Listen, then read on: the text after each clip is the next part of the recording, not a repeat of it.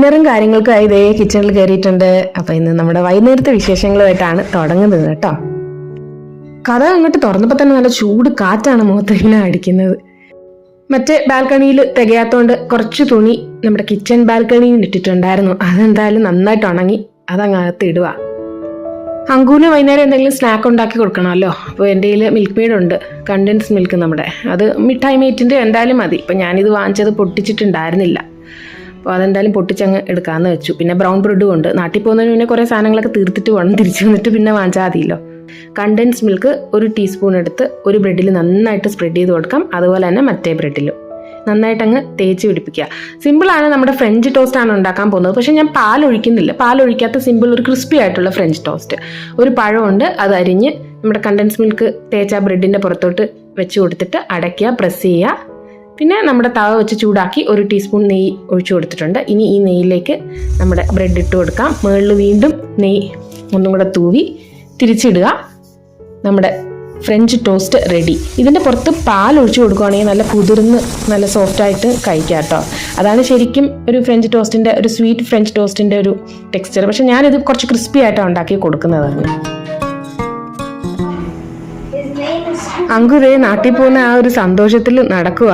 അവൻ എങ്ങനെയെങ്കിലും കേരളത്തിൽ എത്തിയാൽ മതി. അവൻ്റെ ഒരു പഴയ പട്ടിയാട്ടോ. അവൻ 2 വയസ്സ് 3 വയസ്സ് എങ്ങാണ്ട് ഉള്ളപ്പം മനു, നമ്മുടെ പാറുൻ്റെ അനിയത്തിൻ്റെ ഹസ്ബൻഡ് കൊടുത്ത ഒരു പട്ടിക്കുട്ടിയായത്. സ്കൂബിഡു ഡോബർമാൻ എന്നാ പേര്.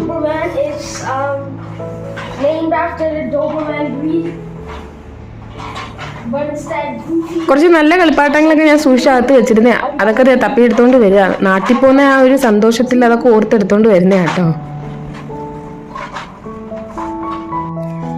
3 നാരങ്ങ അതേ എടുത്ത് വെച്ചിട്ടുണ്ട്. ഉണങ്ങിയിരിക്കുക. വാങ്ങിച്ചപ്പോഴേ ഉണങ്ങിയതാ. ഈ ചൂടൊക്കെ കൊണ്ട് ഉണങ്ങി ഇങ്ങനെ ഇരിക്കുന്ന പോലെ തോന്നിയതായിരിക്കും. എന്തായാലും ഞാൻ അത് എടുത്ത് വെച്ചിട്ടുണ്ട്. തണ്ണിമത്തങ്ങ ഉണ്ടായിരുന്നു, അത് നന്നായിട്ട് മിക്സിയിൽ അടിച്ചെടുത്ത് കുറച്ച് വെള്ളവും കൂടെ അതിലേക്ക് ചേർക്കുന്നുണ്ട്. പിന്നെ നമ്മുടെ നാരങ്ങ അതേ തുറന്നപ്പോൾ കുഴപ്പമില്ല കേട്ടോ. അത്ര ഡ്രൈ അല്ലെങ്കിലും വലിയ നീരൊന്നും ഇല്ല. 3 അതാ ഞാൻ എടുത്ത് വെച്ചത്. അതങ്ങ് പിഴിഞ്ഞു കൊടുക്കുക. അങ്കിത്തൊരെണ്ണം മുറിച്ച് തരുന്നുണ്ട് സഹായിക്കാൻ. ആ നാരങ്ങ നീരും കൂടെ ഒഴിച്ചതിന് ശേഷം ഞാൻ അരിച്ചെടുക്കുക കേട്ടോ. പഞ്ചസാര ഒന്നും ചേർക്കുന്നില്ല, ഫ്രഷ് ജ്യൂസ്.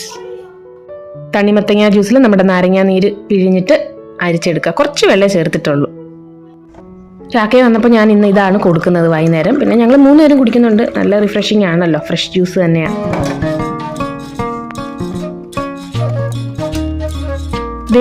ഇത് കണ്ടോ, ഇന്ന് നമ്മുടെ AC-യുടെ ഫ്രണ്ടിലെ സ്പ്ലിറ്റ് AC-യുടെ മെയിൻ്റനൻസ് വന്ന സമയമാണ്. സമയം 7:30 കഴിഞ്ഞു. പുറത്ത് നല്ല വെട്ടമുണ്ട്. ഇവിടെ 8 മണി കഴിയും സൂര്യൻ അസ്തമിക്കണമെങ്കിൽ. ഞാൻ വിളക്കൊക്കെ കത്തിച്ചു.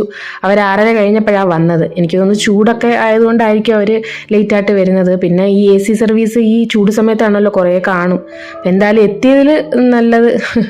കാരണം കൂളിങ് കുറച്ച് കുറവായിരുന്നു. അത് കറക്റ്റായിട്ട് സർവീസ് ചെയ്തില്ല എന്നുണ്ടെങ്കിൽ നമുക്ക് ഭയങ്കര പ്രശ്നമാണ്. ഞാൻ പറഞ്ഞല്ലോ, ഒന്നാമത് നമ്മൾ മേളിലത്തെ നിലയിൽ കൂടെ ആണ്ട് നല്ല ചൂടാണ്. അപ്പോൾ അവർ പോയി കഴിഞ്ഞിട്ട് വീട് മൊത്തത്തിൽ കുളമായി. എന്തായാലും ഡിന്നറിനായിട്ട് ഞാൻ മാവരച്ച് വെച്ചതിൽ കുറച്ചെടുത്ത് മാറ്റിയിട്ട് ഉപ്പിട്ട് ഇഡലി ഉണ്ടാക്കുക പെട്ടെന്ന്. പിന്നെ കുറച്ച് സാമ്പാറും കൂടെ ഉണ്ടാക്കാമെന്ന് വെച്ചു. ഇഡലിക്ക് പെട്ടെന്ന് അങ്ങ് കോരി ഒഴിക്കുക. സാമ്പാറിനായിട്ട് ഞാൻ കുറച്ച് തോരപ്പരിപ്പ് നന്നായിട്ട് കഴുകി വെള്ളമൊഴിച്ച് കുക്കറിൽ വേവിക്കാൻ ഇടുന്നുണ്ട്. ഹൈ ഫ്ലെയിമിൽ 2 വിസിൽ കൊടുക്കാം. ഈ സമയം കൂടെ നമ്മുടെ പച്ചക്കറി എല്ലാം അരിഞ്ഞെടുത്തിട്ടുണ്ട്. തക്കാളി, ഉരുളക്കിഴങ്ങ്, ബീൻസ്, ക്യാരറ്റ്, സവാള, പച്ചമുളക് എന്തൊക്കെ ഉണ്ടായിരുന്നു അതൊക്കെ ഞാൻ അരിഞ്ഞെടുത്തിട്ടുണ്ട്. പിന്നെ ആവിയൊക്കെ മാറിയ പരിപ്പിലേക്ക് നമ്മുടെ പച്ചക്കറികളെല്ലാം ഇട്ട് കൊടുത്തു. പിന്നെ ഞാൻ എല്ലാ പൊടികളും കൂടെ ഒന്ന് മിക്സ് ചെയ്തതാണ്. ബേസിക് സാമ്പാർ മസാലാസ് ഉണ്ടല്ലോ, മഞ്ഞൾപ്പൊടി, മുളക് പൊടി, മല്ലിപ്പൊടി, ഉലുവാപ്പൊടി, കായപ്പൊടി എല്ലാം ഒന്ന് മിക്സ് ചെയ്തിട്ട് കുറച്ച് സാമ്പാർ പൊടി ഇട്ട് കൊടുത്തിട്ടുണ്ട്. കുറച്ച് കായപ്പൊടിയും കൂടെ വീണ്ടും ഒന്ന് ആഡ് ചെയ്തിട്ടുണ്ട്. എന്നിട്ട് ഹൈ ഫ്ലെയിമിലൊരു 3 വിസിലും കൂടെ കൊടുത്തിട്ട് ആവി മാറി തുറന്നു നോക്കി ആവശ്യത്തിന് ഉപ്പും കൂടെ ഇട്ട് ഇളക്കിയിട്ട് വറുത്തെടുക്കാം. പെട്ടെന്നൊരു സാമ്പാറാട്ടോ. ഞാൻ ഇഡ്ഡലിയുടെ സാമ്പാറിന്, അതായത് ഇഡ്ഡലിക്കും ദോശയ്ക്കും ഞാൻ പുളി പിഴിഞ്ഞൊഴിക്കാറില്ല. നമ്മുടെ ചോറ് ഉണ്ടാക്കുന്ന സാമ്പാറിനാണ് ഞാൻ കൂടുതലും പുളി ഒഴിക്കാറ്. ഇതിന് തക്കാളിയുടെ ആ പുളിയേ ഉള്ളൂ. പിന്നെ ഇഡ്ഡലി സാമ്പാറും കഴിക്കുമ്പോൾ ഇഡ്ഡലിക്കും ഒരു പുളി ഉണ്ടാവുമല്ലോ, ദോശയ്ക്കും ഒക്കെ. അപ്പം ഞാൻ അങ്ങനെയാണ്. പിന്നെ വറുത്തിടാം. എണ്ണ ഒഴിച്ചു, കടുക് പൊട്ടിച്ചു, വറ്റൽമുളക്. നമ്മുടെ സാമ്പാർ റെഡി.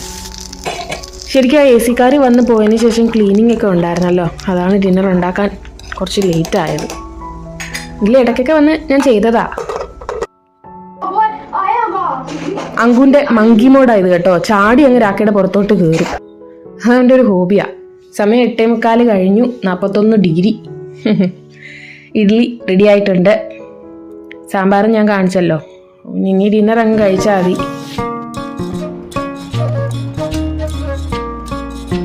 നമ്മുടെ വീട് നേരത്തെ കാണിച്ച ആ ഒരവസ്ഥയിൽ നിന്ന് ഈ അവസ്ഥയിലേക്ക് ഞാൻ മാറ്റിയെടുത്തു. അതായിരുന്നു കുറച്ച് ഡിന്നർ ഉണ്ടാക്കാനും വൈകിയത്. രാവിലെ ഒരു 8 മണി മുതൽ വൈകുന്നേരം 5:30 വരെ നമ്മുടെ മെയ്ഡ് കണ്ടേനെ. ഇപ്പോൾ അവരൊക്കെ പോയല്ലോ, അപ്പം ഞാൻ തന്നെ ക്ലീൻ ചെയ്തേ പറ്റത്തുള്ളായിരുന്നു. നെക്സ്റ്റ് ഡേ മോർണിംഗ് ആണ്, സാറ്റർഡേ ആണ്. രാവിലെ എഴുന്നേറ്റതേ കിച്ചണിലേക്ക് വന്നിട്ടുണ്ട്. പാല് കാച്ചാൻ വെക്കുകയാണ്.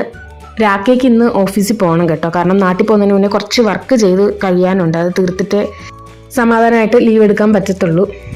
കുറച്ച് ലേറ്റായിട്ടേ പോകുന്നുണ്ടായിരുന്നുള്ളൂ. രാവിലെ ചായ ഇട്ട് അങ്ങനെ പാലൊക്കെ കൊടുത്തു. ദോശയാണ്. രാക്കേക്ക് ഇച്ചിരി ചട്നി അരച്ചു. പിന്നെ കുറച്ച് സാമ്പാർ നമ്മുടെ തലേദിവസം ബാക്കി ഫ്രിഡ്ജിൽ ഇരിപ്പുണ്ടായിരുന്നു. അങ്കൂന് കുട്ടി ദോശ ചുട്ട് കൊടുക്കുക. നമ്മുടെ കല്ലിൽ 4 കുട്ടി ദോശയായിട്ട് ഇങ്ങനെ ചുട്ടിട്ട് നെയ്യ് അതിൻ്റെ പുറത്ത് ഇങ്ങനെ വെച്ചിട്ട് തട്ടിൽ കുട്ടി ദോശ, മെത്ത ദോശ പോലെ. അതിൻ്റെ കൂടെ സാമ്പാറും ഉണ്ടെങ്കിൽ അവന് ഇഷ്ടമാണ്. രാക്കേക്ക് പിന്നെ നമ്മുടെ സാധാ ദോശയും കുറച്ച് ചട്നിയും കൂടെ ഞാൻ രാക്കേക്ക് സെപ്പറേറ്റ് അരച്ചിട്ടുണ്ടായിരുന്നു. സാമ്പാറും കൂട്ടി രാക്കേക്കും കൊടുത്തു കഴിഞ്ഞാൽ ഹെവി ആയിട്ട് കഴിച്ചിട്ട് പോകാമെന്ന് പറഞ്ഞു. കാരണം ചിലപ്പോഴേ ലഞ്ചിന് വരത്തുള്ളൂ. ജോലിയൊക്കെ കഴിഞ്ഞ് 4 മണിയൊക്കെ ആകുമ്പോൾ തിരിച്ച് വരാമെന്നാണ് പറഞ്ഞത്. അങ്കുവിൻ്റെ ബ്രേക്ക്ഫാസ്റ്റ് ഞാൻ സെറ്റാക്കി എടുത്തു. അവൻ ഇതൊക്കെ കാണുന്നത് സന്തോഷം കേട്ടോ. സാധാ ദോശയെക്കാട്ടി ഈ കുട്ടി ദോശയൊക്കെ കാണുമ്പോൾ അവൻ എന്നൊക്കെ പറഞ്ഞ് കഴിക്കും. പിള്ളേരങ്ങനെയാണല്ലോ, പിള്ളേരെ പറ്റിക്കുന്ന ഓരോ രീതികളാണിത്. ഞാനൊരു 3-4 ദോശ ഇട്ടെടുത്തിട്ടുണ്ട്. പിന്നെ സാമ്പാറും കൊടുക്കുന്നുണ്ട്.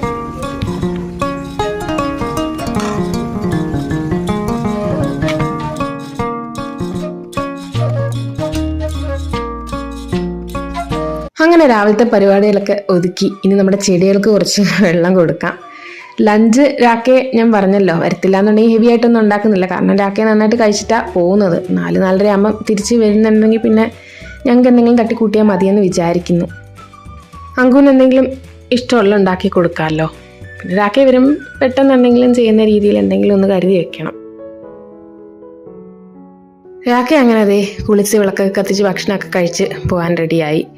ഇനി യൂണിഫോം ഇടണ്ടല്ലോ. കാരണം ഓഫീസുള്ള ദിവസമല്ല, വർക്ക് ചെയ്ത് തീർക്കാൻ വേണ്ടി ഇറങ്ങുന്നതുകൊണ്ട് യൂണിഫോം ഒന്നുമല്ല, കാഷ്വലായിട്ട് പോവുക.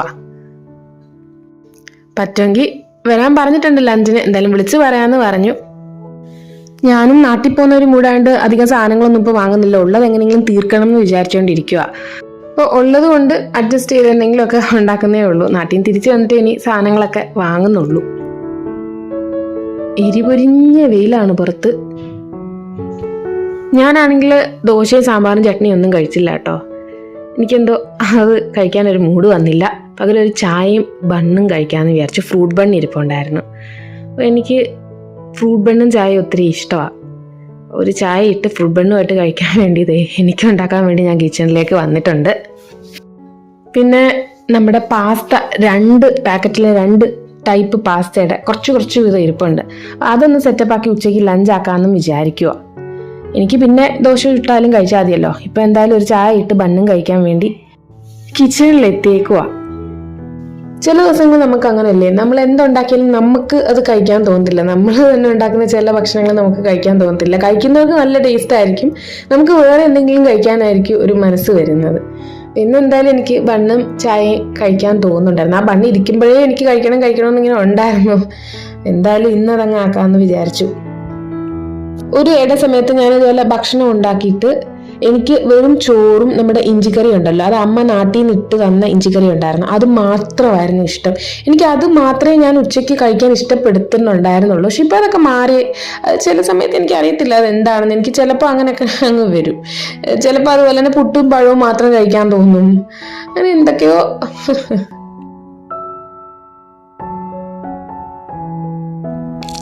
അങ്ങനെ ചായ തിളച്ചു, അതൊഴിച്ചു. പിന്നെ ബണ്ണും ഒരു പ്ലേറ്റിലെടുത്ത് വെച്ചിട്ട് നമ്മുടെ ചായ അതിലേക്ക് വെച്ചിട്ട് സമാധാനമായിട്ടിരുന്ന് കഴിക്കാമല്ലോ, TV എന്തെങ്കിലും കണ്ടിട്ട്. ഇനി പിന്നെ മെയ്ഡൊക്കെ വന്ന് പോയതിന് ശേഷമേ ലഞ്ച് ഉണ്ടാക്കുന്നുള്ളൂ. ഞാൻ പറഞ്ഞല്ലോ പാസ്ത ഇപ്പം ഞാൻ മനസ്സിൽ വെച്ചിരിക്കുന്നത്. നമ്മുടെ ഫ്രൂട്ട് ബണ്ണകത്ത് ടൂട്ടി ഫ്രൂട്ടിയൊക്കെ ഉള്ളത്. പിന്നെ കുറച്ച് പാത്രം ഉള്ളത് അങ്ങ് കഴുകി വെച്ചു. പിന്നെ പാത്രം ഇങ്ങനെ കിടക്കുന്ന എനിക്ക് അത്ര ഇഷ്ടമുള്ള പരിപാടിയല്ല.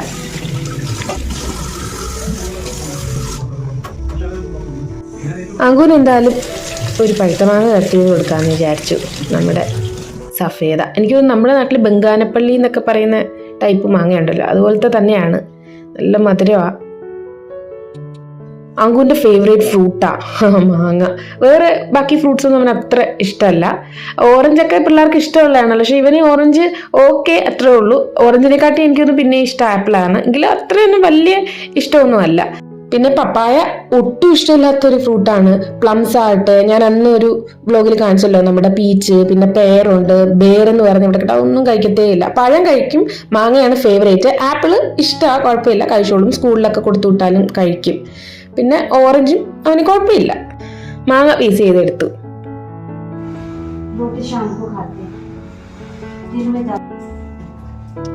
മെയ്ഡ് ക്ലീനിങ്ങിന് വന്നു. ഇലക്ഷൻ്റെ ഒരു ചൂടാണല്ലോ ഇപ്പോൾ, അതൊക്കെ തന്നെയാണ് പുള്ളിക്കാരി പറയുന്നത്. പാസ്തയ്ക്ക് ഞാൻ വന്നപ്പോൾ മൈദമാവ് ഉണ്ടായിരുന്നു, പക്ഷെ ഞാൻ പൊട്ടിച്ചിട്ടിട്ടുണ്ടായിരുന്നില്ല. അതെന്തായാലും പൊട്ടിച്ചിട്ടു. പാസ്ത ഞാൻ പറഞ്ഞല്ലോ, 2 പാസ്ത, എൽബോയും പെന്നിയും രണ്ടും ഉണ്ടായിരുന്നു കുറേശ്ശെ. അത് രണ്ടും എടുത്തിട്ട് ഞാൻ ഒന്ന് വേവിക്കാനായിട്ട് ആദ്യം വെള്ളം ഒഴിച്ചു. അതിലേക്ക് നമ്മുടെ എണ്ണയും ഉപ്പും ഇട്ട് തിളച്ചതിന് ശേഷം പാസ്ത ഇട്ട് വേവിച്ചെടുക്കാം. കുറച്ച് മൈദാമാവ്, അതായത് ഒരു 1.5 ടീസ്പൂൺ മൈദാമാവ് ഒരു പാത്രത്തിലേക്ക് ഇട്ടിട്ട് പാലൊഴിച്ച് കട്ടയൊക്കെ മാറ്റി കലക്കി നമ്മൾ പാസ്ത ഉണ്ടാക്കുന്ന ആ ഒരു പാൻ ഉണ്ടല്ലോ അതിലേക്ക് ഒഴിച്ചിട്ട് മെല്ലെ മെല്ലെ കുറുക്കിയെടുക്കാം. കുറച്ച് പാൽ ഒഴിച്ചു കൊടുക്കാം കുറുകുന്നതിനനുസരിച്ച്.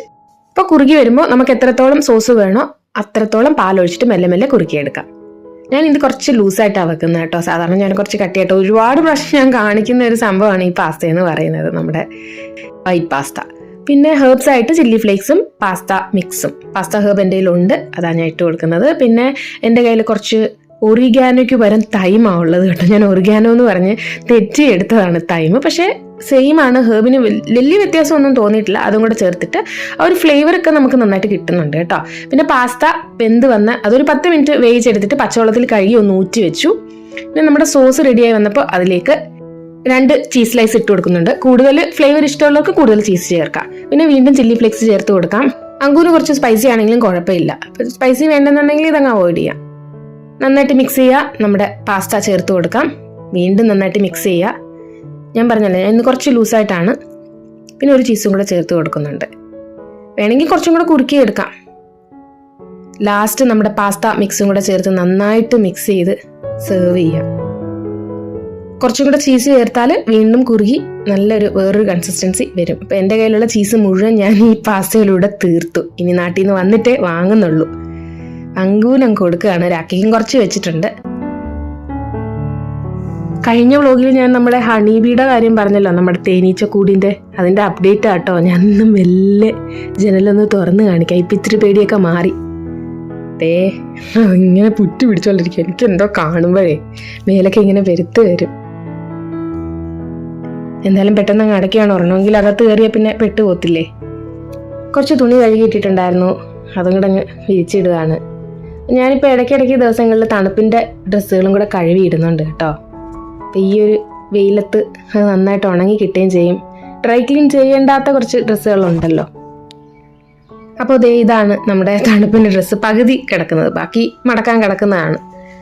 ഇതെല്ലാം നേരത്തെ അങ്ങ് ഇപ്പോഴേ കഴുകി ഉണക്കി വെച്ചാൽ നമ്മുടെ തണുപ്പാകുമ്പോൾ പെട്ടെന്ന് അങ്ങ് എടുത്തിട്ടാൽ മതിയല്ലോ.